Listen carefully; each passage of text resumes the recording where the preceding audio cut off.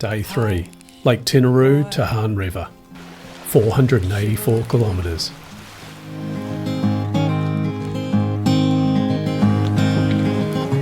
Wrestling with the bones beneath your skin. Show love to love into the staple. Sound off. Let the light of the moon tattoo these words. You can't reach for heaven from a couch in San. Day 3 of GDR3. Now we're getting into it.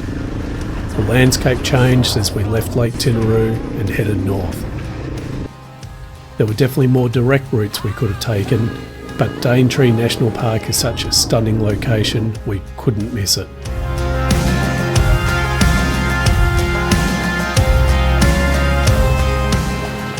Some of the challenges are keeping very expensive electrical gear nice and dry and safe from the weather.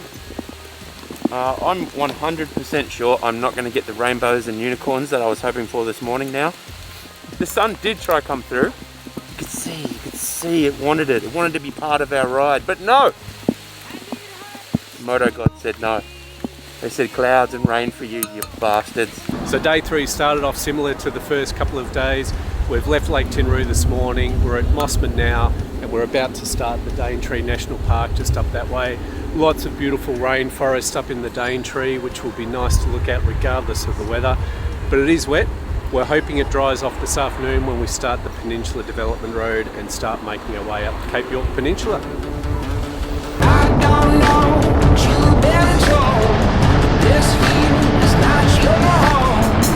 You want some trouble. You want some.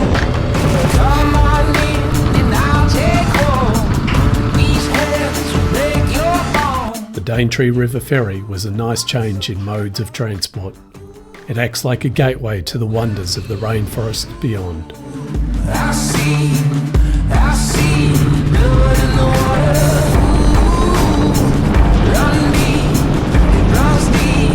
Blood in the water. I see blood in the water. Try me, you see blood in the water.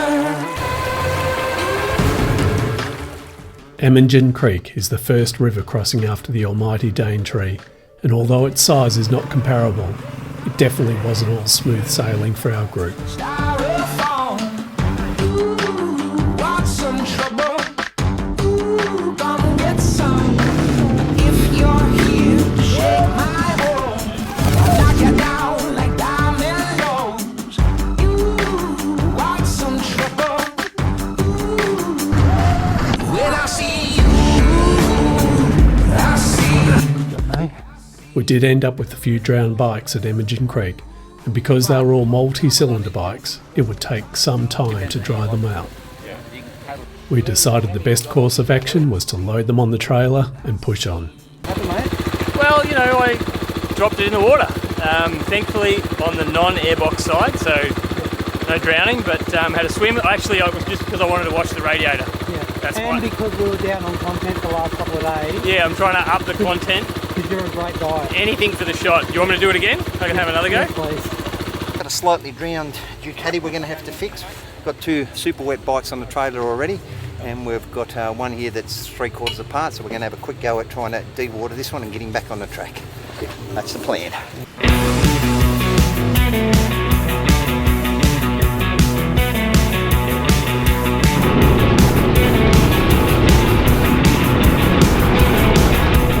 I started early, the sun was still up, in my dirty. I'm black out, neon lights are, a twisted spiral, there's no denying. I'm black out, I'm black out. Double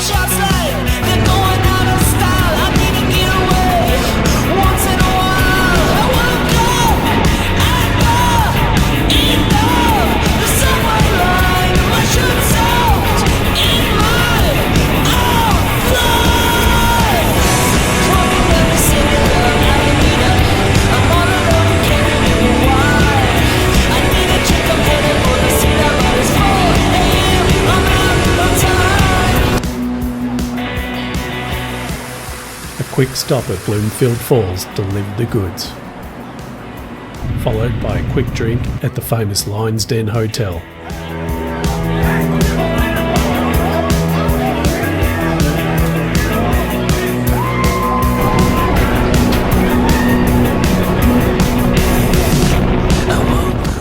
Then it was a dash up the highway onto Hann River Roadhouse, the beginning of the Peninsula Development Road.